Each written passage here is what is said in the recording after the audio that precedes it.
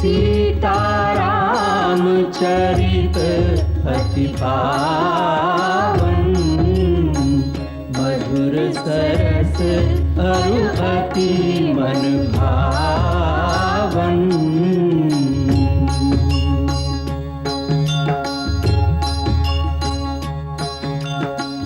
पुनि पुनि कितने हो सुने सुनाए, ये की प्यास बुझत न बुझाए।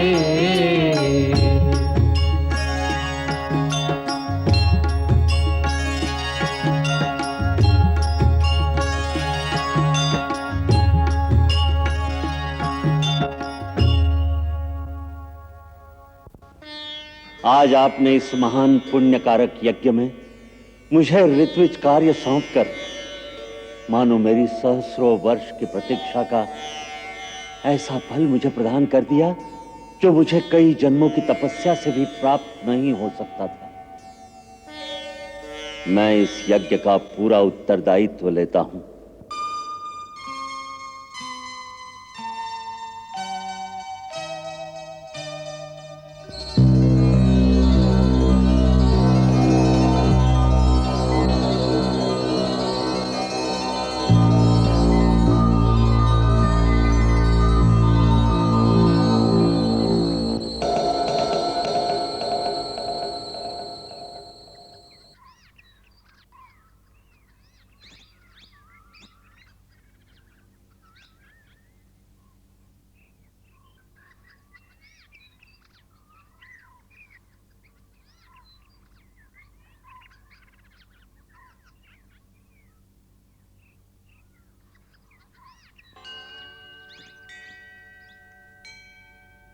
कुश, लव, वत्स, अब गुप्त विद्याओं की शिक्षा का समय आ गया है।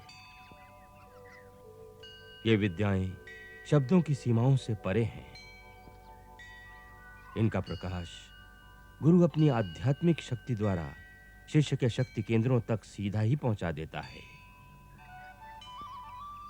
उदाहरण के तौर पर सभी प्राणी योग द्वारा कुंडलनी जागृत कर सकते हैं, परंतु उसमें कभी-कभी कई जन्म लग जाते हैं। और यदि गुरु की कृपा हो तो उनके स्पर्श मात्र से ही कुंडलिनी जागृत हो जाती है। ऐसे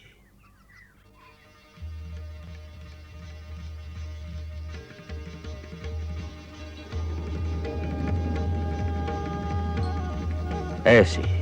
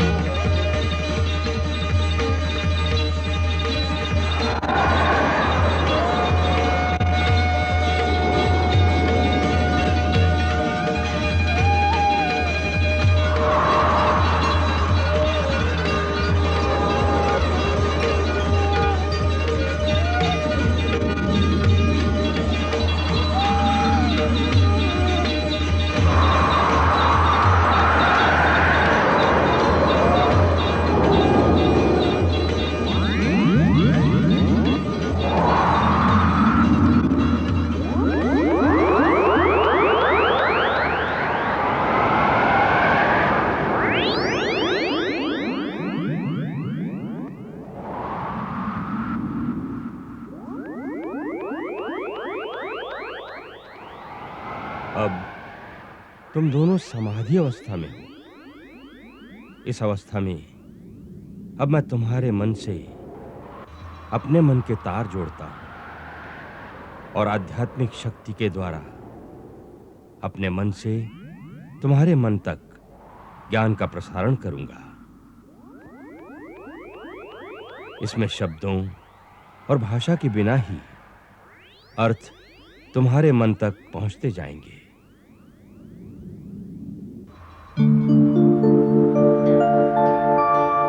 गुरु शिष्यों के जुड़ गए, मन से मन के तार, स्वयं सहज होने लगा, सीधा ज्ञान प्रसार। ये यज्ञ ऐसा होना चाहिए जैसा इंद्र, वरुण और चंद्रमा के यहां भी ना हुआ हो।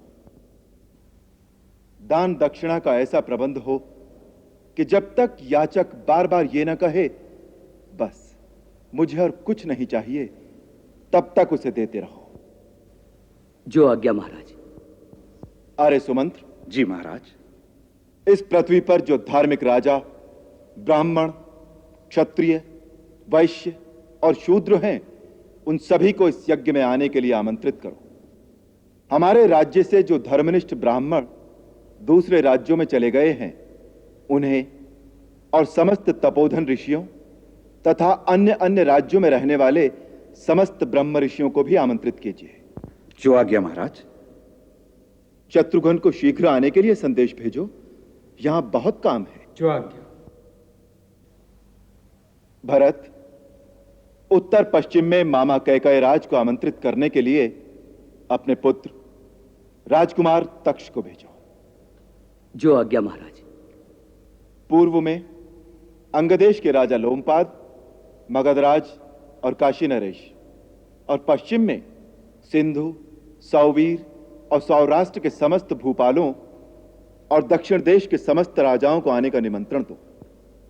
महाराज सुग्रीव, अंगद, नल नील, जामवंत और हनुमान को शीघ्र आने का संदेश भेजो। जो आज्ञा। हमारे मित्र महाराज विभीषण को राक्षस वीरों सहित आने का निमंत्रण भेजो। हैलंग, तैलंग, कलिंग और गांधार आदि देशों के राजाओं को हमारी ओर से आमंत्रित करो। इस यज्ञ में देवता, नाग, किन्नर और गंधर्व आदि सभी आएंगे, अतः सब अतिथियों की सुख सुविधा और सम्मान का पूरा पूरा ध्यान रखा जाए। जो आज्ञा। आध्यात्म की परम विभूतियों विश्वामित्र, अत्रि, गौतम, पुलत्स्य, भार्गव, च्यवन, अगस्त्य, जमदग्नि, पराशर, कश्यप, दुर्वासा, भरद्वाज और महर्षि वाल्मीकि को बुलाने के लिए विशेष दूत भेजे जाए। आर्य सुमंत्र। जी महाराज। महाराज जनक को आमंत्रित करने के लिए हमें स्वयं उनकी सेवा में उपस्थित होना चाहिए था, परंतु गुरुदेव का आदेश है कि हमें इस समय अयोध्या से बाहर नहीं जाना चाहिए।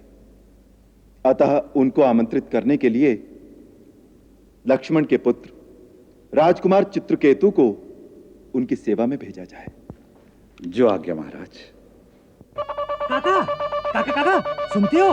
राजा राम अश्वमेध यज्ञ करने जा रहे हैं। अच्छा? हाँ, सारे नगर में इसी बात के चर्चे हो रहे हैं। तब तो बहुत अच्छा होगा, अयोध्या में फिर से रौनक आ जाएगी। व्यापार कितना बढ़ेगा। हाँ, देश देश के राजा और उनके सैनिक आ रहे हैं। राजमार्गों और नगर की वीथियों में कैसी रेल पेल छाएगी। भैया, अयोध्या में तो खनाखन धन बरसेगा। हाँ सेठ जी, ऐसा ही होगा। जब से सीता रानी यहाँ से गई हैं, नगरी तो जैसे श्रीहीन हो गई है। हाँ, अब कुछ चहल पहल होगी। अरे रानी भी तो नहीं आ जाएगी। क्यों काका? अरे तो इतना बड़ा यज्ञ राजा राम क्या पत्नी के बिना ही करेंगे? शास्त्रों के अनुसार पत्नी के बिना तो कोई भी धर्म कार्य नहीं हो सकता। इसलिए यदि यज्ञ का अनुष्ठान किया है तो विवाह की योजना भी अवश्य कर ली होगी। हमारे महाराज राम के आगे तो सारा संसार सर झुकाता है। जिस देश की राजकुमारी अच्छी लगेगी वही राजा अपना अहोभाग्य समझेगा। भाई मैंने तो सुना है कि काशी की राजकुमारी बहुत ही सुंदर है और बड़ी मर्यादाशील भी है, और काशी महाराज तो स्वर्गीय महाराज दशरथ के मित्र भी हैं। तुम देख लेना, वही नाता होगा। अरे भैया, मैं एक बात पूछता हूँ, क्या महारानी सीता को वापस नहीं लाया जा सकता? अरे भाई, जिस कलंक के कारण महारानी सीता को वनवास दिया था, महाराज उसी कलंक को फिर अपने माथे पर कैसे लगा लेंगे? भाई, उस समय जो भी हुआ सचमुच वो बहुत अन्याय था। हो सकता है अन्याय ही हुआ, परंतु उन दिनों उस अन्याय के विरुद्ध कोई नहीं बोला, और जब उस समय कुछ नहीं बोला तो अब बातें करने से क्या लाभ? क्योंकि यदि वो अन्याय था तो आज भी उस अन्याय को बदला जा सकता है। बदल कर क्या करेंगे? रानी सीता जीवित ही कहाँ होगी? यदि कहीं होती तो आज तक कोई समाचार तो मिला होता। कुछ भी कहो भैया, मुझे तो कभी कभी ये लगता है कि एक सती स्त्री के साथ जो अन्याय हुआ है, उस पाप की भागीदार अयोध्या की सारी प्रजा है। मैं तो कहता हूँ यही अवसर है जब हम सबको राजा पर जोर देना चाहिए कि यदि सीता निर्दोष है तो उसे यज्ञ के लिए वापस बुलाया जाए, नहीं तो समझ लो भैया, इस पाप के लिए हम सबको नरक भोगना पड़ेगा। भैया, जब नरक भोगना होगा भोग लेंगे। अभी तो महाराज राम के विवाह की तैयारी करो। यज्ञ की रौनक तो होगी ही, परंतु इससे पहले ब्याह की जो धूम मचेगी उसका आनंद स्वर्गीय आनंद से भी बढ़कर होगा। भाई, मैंने तो महाराज राम की बारात में जाने की पूरी तैयारी कर ली है। क्या सारी प्रजा महाराज राम के विवाह के लिए उत्सुक है? कोई सीता की बात नहीं करता? कि सुंदर अवसर है, अब महारानी सीता को आदर सहित वापस बुला लिया जाए। गुरुदेव, चौराहे वाले मंदिर के बाहर एक व्यक्ति बार बार यही बात कह रहा था कि सीता जैसी पवित्र नारी पर जो अन्याय हुआ है, उस पाप की भागीदार अयोध्या की सारी प्रजा है। उनको इस समय चाहिए कि वो सीता को वापस लाने की विनती करें, पर सभी यही बात कह के टाल रहे थे कि अब सीता जीवित भी है या नहीं, उनकी बात करने से क्या लाभ।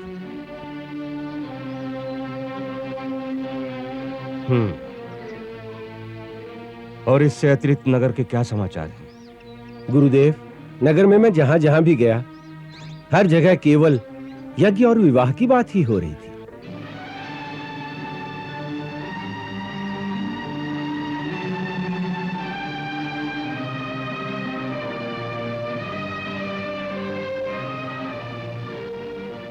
गुरुदेव, क्या महारानी सीता अब जीवित नहीं है? जीवित हैं वत्स। आप जानते हैं वे कहाँ हैं? हाँ। तो फिर आप महाराज राम को जाकर ये बात क्यों नहीं बता देते? समय आने पर सब बता दूंगा। पहले ये तो देखें कि महाराज राम क्या करते हैं।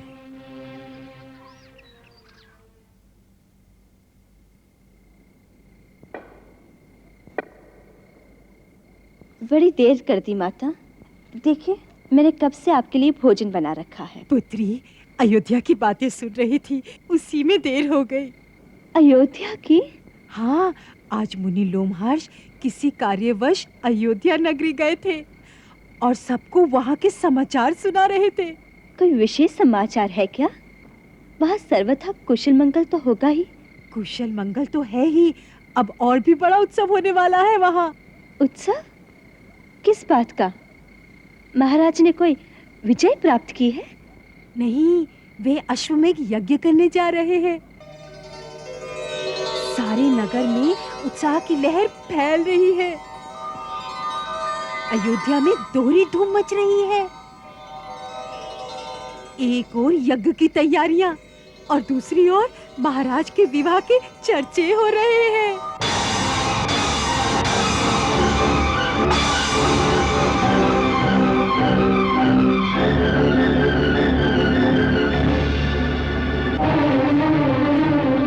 महाराज के विवाह के?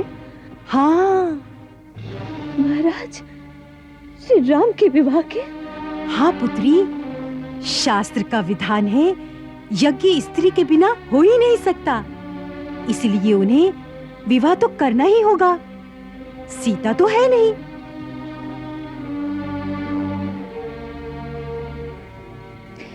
सीता हो भी तो सीता को किसी ने ढूंढा नहीं होगा। ढूंढना होता तो उसका त्याग ही क्यों करते पुत्री? किससे विवाह हो रहा है ये पता चला? ये तो नहीं बताया, परंतु वो तो सर्वसमर्थ राजा है। संसार में ऐसी कौन सी राजकुमारी होगी जो उनकी पत्नी होने में गर्व नहीं अनुभव करेगी? हाँ माता, उनकी पत्नी बनने के लिए करोड़ों जन्मों के पुण्य चाहिए। सबके भाग में ऐसा वर कहा।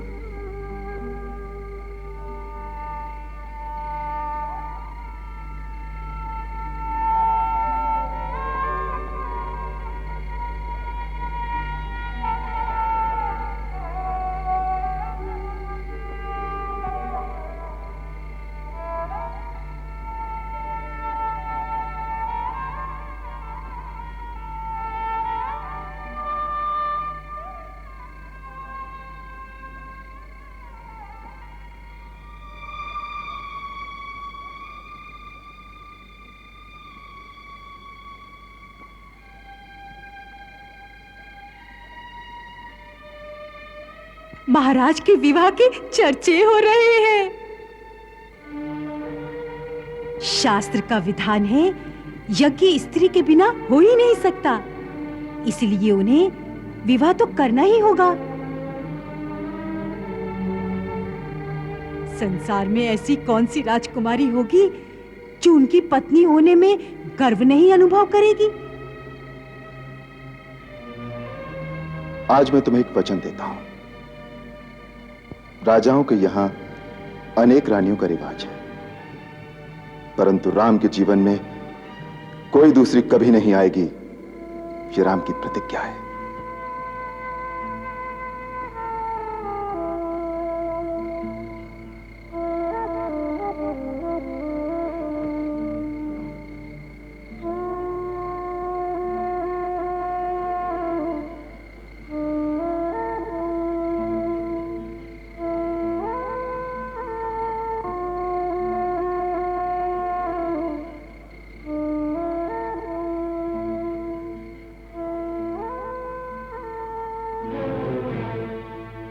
क्या कहते हो? प्रजा ने हमारे विवाह की तैयारियां भी आरंभ कर दी हैं। जी महाराज, लोगों में देश देश की राजकुमारियों के चर्चे भी हो रहे हैं। बहुत से लोगों का तो यह भी कहना है कि आपने काशी की राजकुमारी का चयन भी कर लिया है।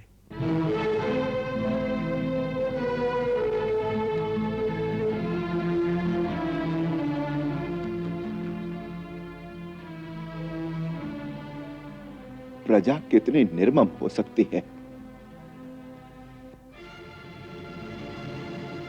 क्या आपको इस बात पर विश्वास नहीं कि महारानी सीता निर्दोष और सर्वथा पवित्र थी? इसमें किसी को कोई संशय नहीं है। फिर आपने यह प्रस्ताव कैसे रख दिया कि हम दूसरा विवाह कर लें? क्योंकि आप अश्वमेध यज्ञ का संकल्प कर चुके हैं और यह शास्त्र का विधान है कि मनुष्य पत्नी के बिना किसी धर्म कार्य का अनुष्ठान नहीं कर सकता।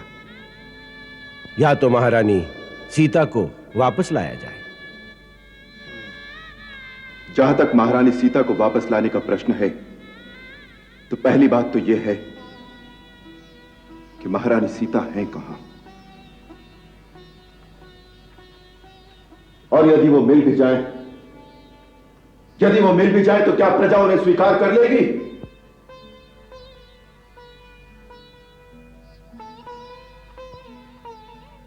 अर्थात उनके वापस आने की आशा व्यर्थ है। फिर तो और कोई उपाय नहीं है। परंतु यह उपाय कि हम दूसरा विवाह कर लें हमें स्वीकार नहीं है। प्रजा के लिए हमने अपने सुखों का बलिदान कर दिया। देवी सीता ने अपना सर्वस्व बलिदान कर दिया। प्रजा के लिए इतना महान त्याग ये भी राजकुल के लिए गौरव की बात है। बलिदान एक उच्च आदर्श का प्रतीक है। बलिदान से धन को शक्ति मिलती है, परंतु हमारे दूसरा विवाह करने से हमारे एक पत्नी व्रत का खंडन होता है। जिससे धन का ह्रास होगा उसकी शक्ति नहीं बढ़ेगी।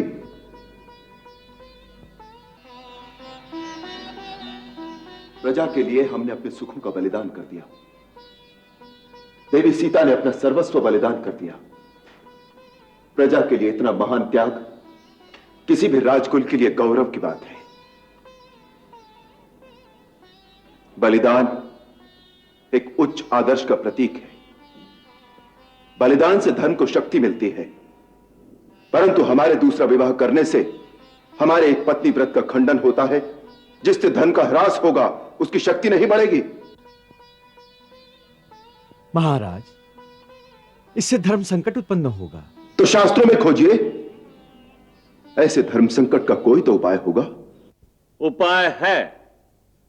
ऐसे अवसर पर पत्नी के आसन पर पत्नी की मूर्ति बिठाने का विधान है। शास्त्र कहता है कि ऐसे अवसर पर ब्राह्मण कुशा की, क्षत्रिय सोने की, वैश्य चांदी की और शूद्र तांबे की मूर्ति बनाकर साथ बिठा सकता है। महाराज, मैं आपसे सहमत हूं कि आपके लिए किसी और से विवाह करना धर्म विरुद्ध होगा। इसलिए विश्वकर्मा से प्रार्थना करूंगा कि वो देवी सीता की स्वर्ण मूर्ति का निर्माण करें।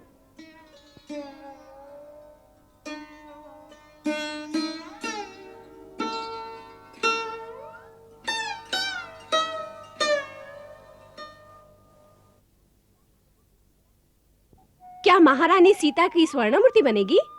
हाँ, जब महाराज ने दूसरा विवाह करना स्वीकार नहीं किया, तब गुरुदेव ने ये उपाय निकाला कि स्वर्ण मूर्ति ही बना दो। हमारे महाराज सचमुच मर्यादा पुरुषोत्तम है। मैं तो प्राय यही सोचती हूँ कि ऐसे सत्य के उपासक ने झूठे कलंक के कारण देवी सीता का त्याग कैसे कर दिया था। हमने तो सुना है कि महाराज त्याग के पक्ष में कदापि नहीं थे। वो तो स्वयं राज्य छोड़ना चाहते थे, परंतु महारानी सीता ने उन्हें ऐसा करने से यह कह के रोक दिया कि इससे रघुकुल का राजा साधारण मानव की भांति निर्बल दिखाई देगा। सचमुच देवी सीता परम सती थी। उन्होंने इस धरती पर समस्त नारी जाति का मान बढ़ा दिया है। हाँ, वो तो है। सुन लिया, महाराज ने दूसरे विवाह का प्रस्ताव अस्वीकार कर दिया है। भाई, महाराज ने यह सिद्ध कर दिया है कि प्रजा भले ही कितनी भी निंदा करे, परंतु उन्होंने अपने हृदय से सीता माता को सदा पवित्र ही समझा है। उन्होंने दूसरे विवाह के प्रस्ताव को यह कहकर ठुकरा दिया कि इससे महारानी सीता की पवित्रता का अपमान होगा। वो सर्वथा निर्दोष थी, इसलिए यज्ञ में मेरी पत्नी के स्थान पर और कोई नहीं बैठ सकती। वहां पर उनकी स्वर्ण मूर्ति ही बिठाई जाएगी। हाँ, धन्य है राजा राम। हम सब ने देवी सीता की कितनी निंदा की थी, परंतु उन्होंने आज तक हमें कुछ नहीं कहा, कभी क्रोध तक नहीं किया, बल्कि हमारे रंजन के लिए उन्होंने देवी सीता का त्याग भी कर दिया। परंतु आज उनकी इस बात से पता चलता है कि वो अंदर से कितने दुखी रहे होंगे। हमें लज्जा से डूब मरना चाहिए। लज्जा किस बात की काका? उस समय प्रजा ने जो उचित समझा वही कहा, और जो राजा को करना चाहिए था वही राजा ने किया। भाई, मैं तो फिर यह कहता हूं कि हम सबको महाराज के पास जाकर यह प्रार्थना करनी चाहिए कि महारानी सीता जहां भी हो, उन्हें बड़े आदर के साथ वापस अयोध्या ले आएं। प्रजा फिर अग्नि परीक्षा की मांग करेगी तो फिर क्या होगा? इसीलिए मेरे मत में तो महाराज ने बड़ी बुद्धिमानी का निर्णय लिया है कि देवी सीता के स्थान पर सोने की सीता रख दी। अब करा लो अग्नि परीक्षा। सच्ची बात तो ये है कि आज महाराज राम ने हम नारियों को ऐसा सम्मान प्रदान किया है कि जुग जुग तक समस्त नारी जाति उनकी ऋणी रहेगी। हाँ बहू, जिस नारी को आज तक अबला समझकर समाज मन माने ढंग से उस पर कीचड़ उछालता रहा, महाराज राम ने उसी अबला नारी को पूजा के स्थान पर बिठाकर उसे शक्ति का रूप प्रदान किया है। पुत्री, सुना तूने? महाराज राम ने क्या किया है? क्या? उन्होंने दूसरा विवाह करना अस्वीकार कर दिया है।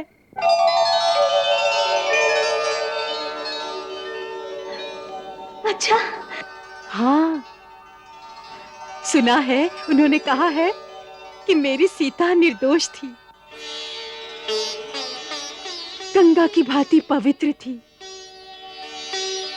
दूसरा विवाह करके मैं उसका अपमान नहीं करूंगा। तो यज्ञ का क्या होगा? उसका उपाय उन्होंने ढूंढ लिया है। क्या? उनका कहना है पत्नी के स्थान पर सीता की स्वर्ण मूर्ति यज्ञ में उनके साथ बैठेगी। इतने महान है राजा राम, जिस पर सारी प्रजा ने दोष लगाया, उस पत्नी को उन्होंने अपने हृदय के सिंहासन से कभी नहीं उतारा। ये तो उनकी महानता है, अन्यथा वो पत्नी सम्मान के योग्य नहीं थी। ये कैसे कह सकती हो, जैसे तुम उसे जानती हो? नहीं माता, ऐसी बात निकल गई। सभी स्त्री पुरुष तो इतने महान नहीं हो सकते जितने श्री राम है। परंतु सीता की महानता पर तो संशय ही नहीं हो सकता। गुरुदेव की लिखी रामायण जब लव कुश गाते हैं, मैं भी कभी कभी सुनती हूँ।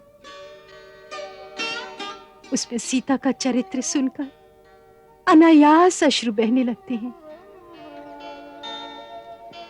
जितने दुख उसने सहे, कौन सह सकता है?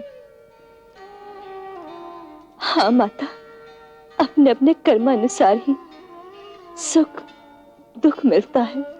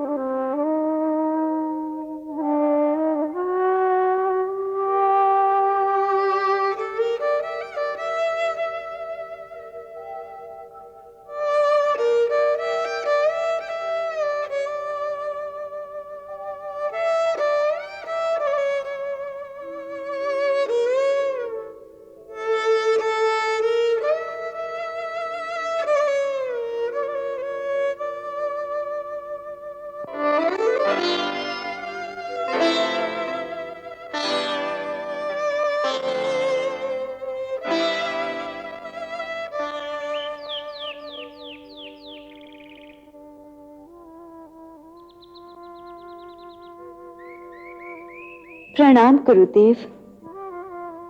कल्याणम मस्तु।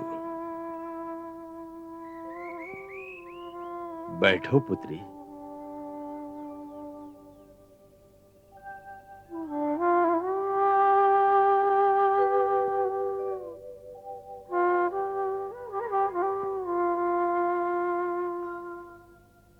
गुरुदेव, मुझसे एक पाप हो गया है, उसका मुझे प्रायश्चित करना होगा।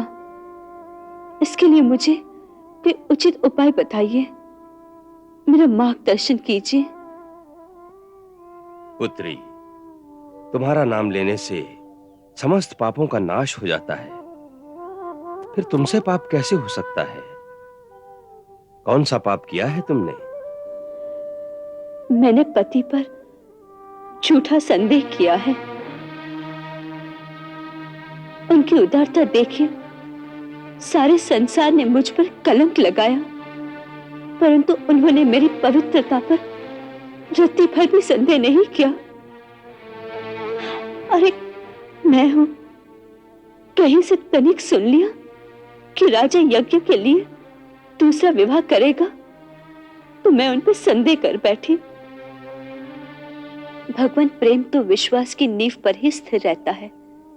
अपने स्वामी के तय मेरे विश्वास में ये जो संदेह की सूक्ष्म सी रेखा आ गई थी, उस पाप का यदि मैं प्रायश्चित ना करूं तो उनके अनन्य प्रेम के अधिकारिणी कैसे रह सकूंगी। इसलिए मुझे कोई प्रायश्चित बताइए जिससे मेरा कल्याण हो। तुम धन्य हो पुत्री, और धन्य है तुम्हारा सतीत। तुम्हारी इच्छा अनुसार संयोगकरण व्रत की विधि मैं तुम्हें बतलाऊंगा। इस अनुष्ठान से समस्त दोषों का निवारण होगा और तुम्हें अतिशीघ्र पति के दर्शन भी होंगे।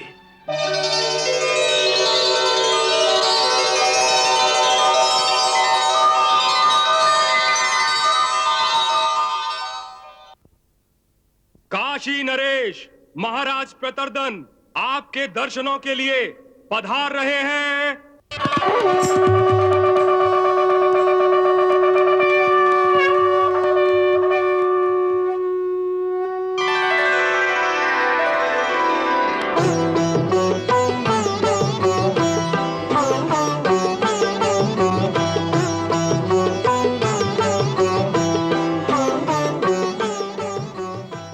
हे काशी नरेश, आपका अयोध्या में स्वागत है। आपके आगमन से हम कृतार्थ हुए। प्रभु जी, यह मेरा अहोभाग्य है कि इस शुभ अवसर पर अवधेयपति ने अपने दास को बिसारा ही नहीं।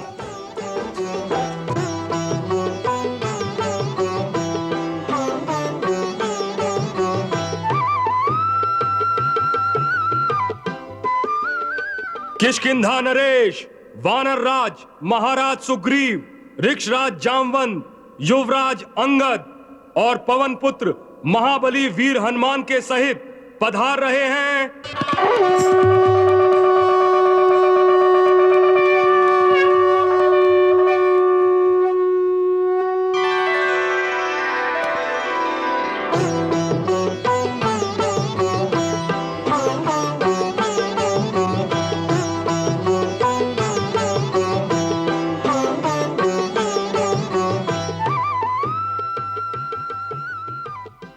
सखा, आपके आने से मेरा मन प्रफुल्लित हो गया।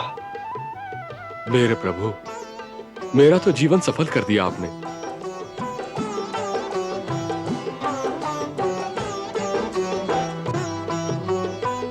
ऋक्षराज, आपने पधारकर हमें कृतकृत्य कर दिया।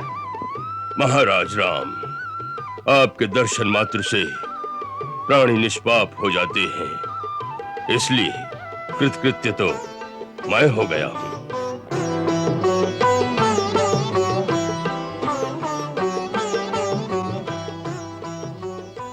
युवराज अंगद, तुम्हें लक्ष्मण के साथ मिलकर यज्ञ में आए हुए ऋषि मुनियों की सेवा का भार उठाना होगा। मेरे अहोभाग्य जो आपने मुझे इस योग्य समझा। राक्षस कुलमणि लंकाधिपति महाराज विभीषण पधार रहे हैं।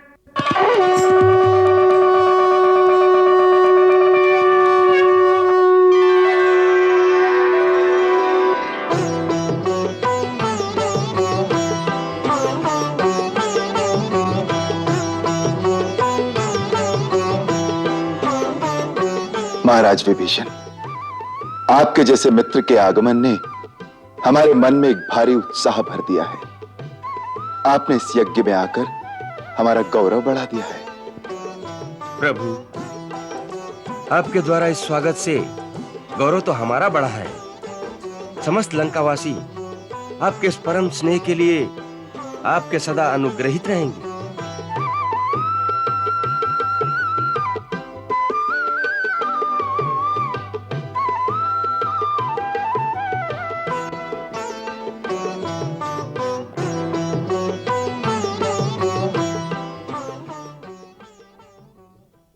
महाराज के अनुज रघुकुलमणि वीर प्रतापी मधुरा नरेश राजा शत्रुघ्न पधार रहे हैं।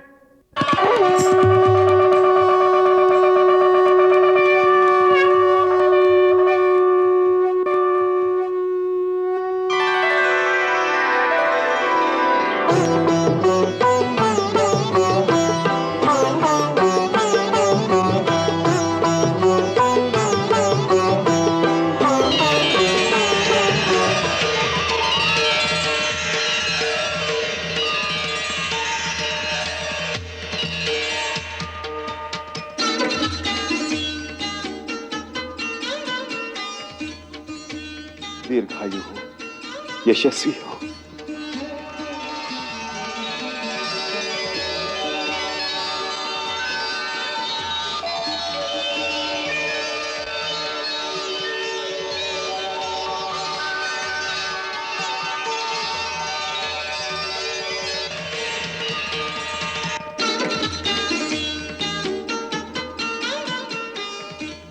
जीते रहो।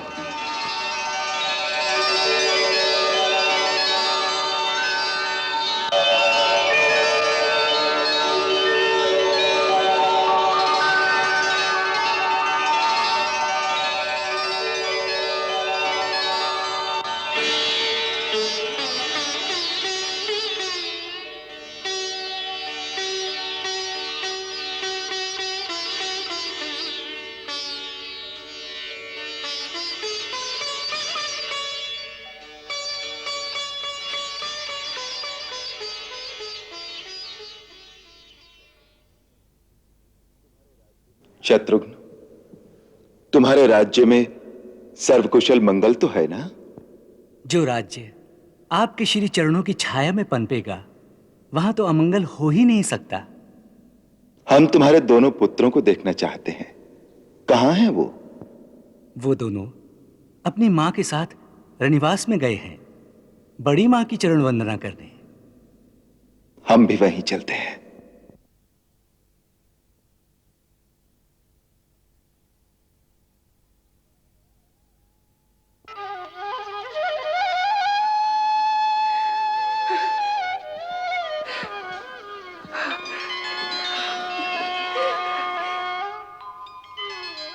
झुक झुक जियो मेरी पुत्री, झुक झुक जियो।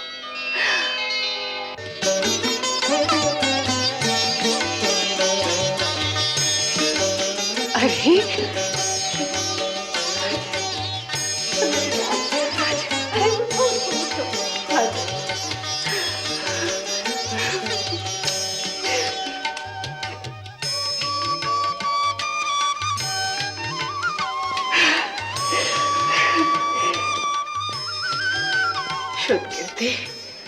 अति सुंदर है तेरे बालक। माताजी, ये सब आप ही का आशीर्वाद है। दीदी, दीदी सुना है शुभ कीर्ति आई है। शुभ कीर्ति।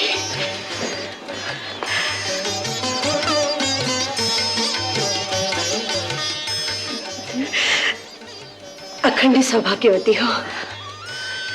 स्वभाव श्रुत से माताजी को प्रणाम करो पुत्र। उठो। आयुष्मान भव। दीदी,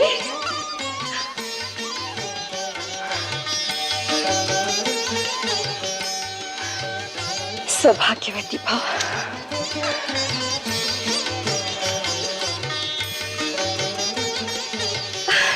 बस बस बस, उठो।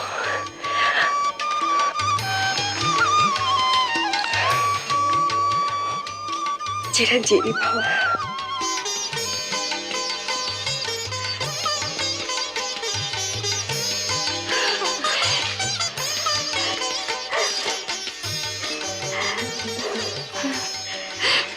श्रुत कीर्ति, हमारी कभी याद नहीं आती थी। तुम मधुरा की रानी क्या बन गए? तुम तो हम सबको भूल ही गए। नहीं दीदी, मैं वहां जाकर कितनी अकेली हो गई हूँ, आपको इसका अनुमान भी नहीं हो सकता। अयोध्या आने को कितना मन करता था, परंतु ये सदा यही कहते थे कि महाराज की आज्ञा नहीं है। आज्ञा बिना हम अयोध्या नहीं जा सकते। सच कहती है बेचारी। राजधर्म के विषय में राम बड़ा ही कठोर है। मैं जानती हूं, उसने शत्रुघ्न को अयोध्या आने से बार बार रोक दिया होगा। चलो, अब तो घर आ गई।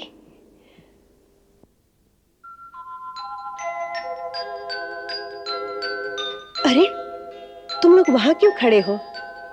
आओ, अपने भाइयों से मिलो। ये भाई कहाँ से आए हैं? मदुरा से आए हैं। सुबाहु और शत्रुसेन दोनों शत्रुघ्न काका के पुत्र हैं। आओ, इनसे मिलो।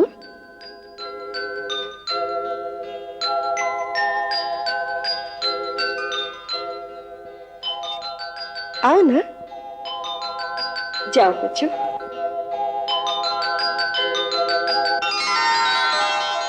देखो, ये तश्क और पुष्कल दोनों भरत चाचा के पुत्र हैं।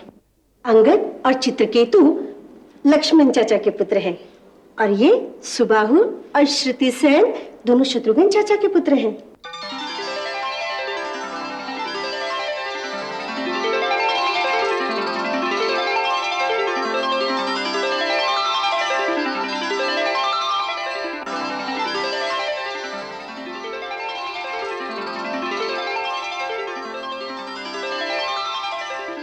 राजमाता महाराज आपके दर्शनों के लिए पधार रहे हैं।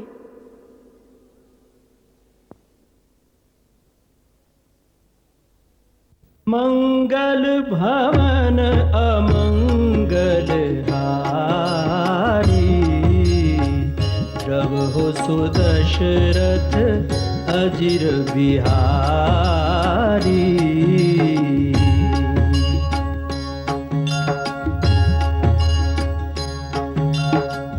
सीताराम चरित अति पावन, मधुर सरस अरु अति मन भावन।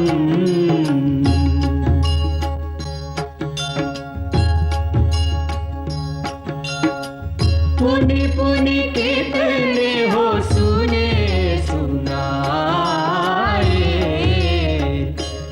की प्यास बुझत न बुझा।